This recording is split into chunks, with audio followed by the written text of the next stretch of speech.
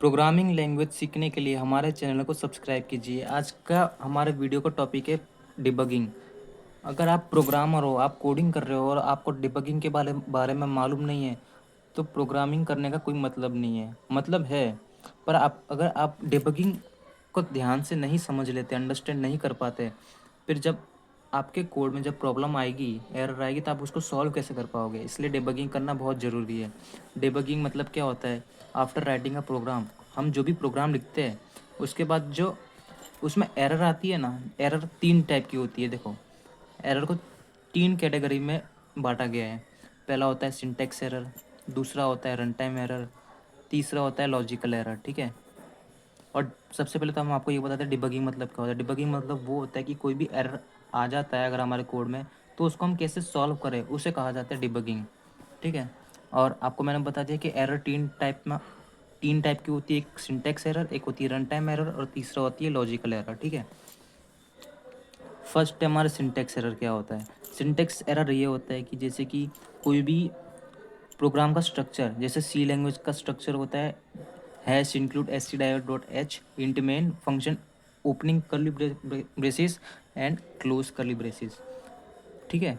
तो आपने अगर इनमें कोई करली ब्रेसिस नहीं लगाया हो, कोई सेमी कॉलम नहीं लगाया हो, तो उसको बोलते हैं हम सिंटेक्स एरर। जैसे कि मैंने एग्जांपल भी बताया, syntax error occurs when we violate the rules of programming language. देखो, हम अगर कोई भी प्रोग्रामिंग लैंग्वेज की रूल्स को फॉलो नहीं करेंगे, तो उसको सिंटेक्स एरर कहा जाएगा। एग्जांपल के लिए, जैसे कि हमने मेन फंक्शन बनाया है, इसके अंदर हमने ओपन करली ब्रेसिस और क्लोज करली ब्रेसिस के अंदर हमने कोड लिखा है। अब कोड में हमने इधर एंड ए और बी तो वेरिएबल डिक्लेयर कर दिया है, पर हमने सेमी कॉलम नहीं लगाया है। प्रोग्रामिंग के अंदर छोटी से छोटी चीज़ को इग्नोर नहीं किया जाता है, उसको एक एरर के रूप में माना जाता है। और अगर आप ऐसे बड़े बड़े कोड बना रहे हो कंपनी के लिए, तो और अगर आप छोटे छोटे ऐसे कोड फाइंड नहीं कर पाओगे, तो आपको काफ़ी टाइम लग सकता है वो चीज़ सॉल्व करने के लिए। तो इसलिए देखो, इसमें सेमी कॉलम के कारण एरर आ गया था। तो यही था सिंटैक्स एरर, इसी को बोलते हैं। अगर आपको कभी भी आपके रन टाइम, जब आप डिबगिंग करने जाओ, तो सबसे पहले आपको सिंटैक्स एरर देखना चाहिए कि सिंटैक्स एरर सही है। अगर सिंटैक्स एरर सही है तो आपको नेक्स्ट पॉइंट पे जाना है, जो कि है रन टाइम एरर। अब रन टाइम एरर क्या होता है, हम आपको बताते हैं। Run line error. Run line error occurs when any error that causes abnormal program termination during execution। मतलब ये होता है कि आप कोई भी कोड लिख दिया है आपने, और जब आप रन करने जाते हो, एग्जीक्यूशन करना चाहते हो कंपाइलर के अंदर, तब वो ऑटोमेटिक क्या हो जाता है, रुक जाता है, टर्मिनेट हो जाता है। ऐसा क्यों होता है? जैसे कि हमने एग्जांपल बताया, मेन फंक्शन ओपन करली ब्रेसेस क्लोज करली ब्रेसेस, इसके अंदर हमने कोड लिखा है। अब आपने कोई ऐसा लॉजिक दे दिया है, आपने कोई ऐसा दे दिया है कि a=1/0। अब आप बताएं, 1/0 हो सकता है? तो रन टाइम एरर तो आएगा ना। तो इसी को बोलते हैं हम रन लाइन एरर। ठीक है। अब थर्ड ये हो गया लॉजिकल एरर। अब लॉजिकल एरर ये होता है कि a logical error means incorrect translation of problem statement और द एल्गोरिथम।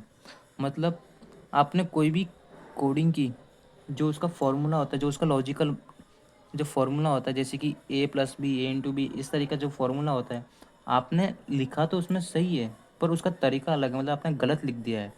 प्रोग्राम उसका जो कोडर है, वो एरर तो तब रेड करके ऐसा दिखाएगा नहीं, पर जब आप रन करने जाओगे ना कंपाइलर में, तब वो रन नहीं होगा, आउटपुट नहीं देगा। तो वही तो होता है लॉजिकल एरर, उसी को कहते हैं लॉजिकल एरर। कि भाई हमारा प्रोग्राम कोड तो रन हो रहा है, पर जो आउटपुट नहीं दे रहा है। आउटपुट इसलिए नहीं दे रहा है क्योंकि हमने जो लॉजिक दिया है ना इसमें, उसमें गलती है। जैसे कि मेन फंक्शन में ओपन क्लोज करली ब्रेसिस, इसके अंदर हमने 3 वेरिएबल डिक्लेयर किया, ए बी सी, जिसमें वैल्यू भी दे रखी है। अब फ्लोट हमने दे रखा है एक्स, जो हमको आंसर चाहिए वो पॉइंट में चाहिए। तो हमने एक्स के अंदर दे रखा है logic b+a×c, a×b+c divide 2×c। तो जो हमने जो लॉजिक दे रखा है ना, इसमें मिस्टेक है, वो रन हो जाएगा, पर जो आउटपुट में आंसर नहीं देगा। इसको बोलते हैं हम लॉजिकल एरर। ठीक है। आई होप कि आपको डिबगिंग का मतलब समझ में आ गया होगा। एरर कितने टाइप की होती है ये भी समझ में आ गई होगी। आप इजीली एग्ज़ाम में इसका आंसर लिख के मार्क्स को कवर कर सकते हो, और कोई भी आपको क्लास टीचर आपसे खड़ा करके क्वेश्चन पूछता है, आप उसको अपनी लैंग्वेज में समझा सकते हो। अगर आपको वीडियो पसंद आई हो, आपको आपके डाउट क्लियर हुए हो, एटलीस्ट थोड़ा तो डाउट क्लियर हुआ हो, तो वीडियो को लाइक कीजिए ताकि हम ऐसी और वीडियोस बना सकें। हम अपना फुल ट्राई कर रहे हैं, आपको अच्छे से समझ में आ जाए, इसके लिए धन्यवाद।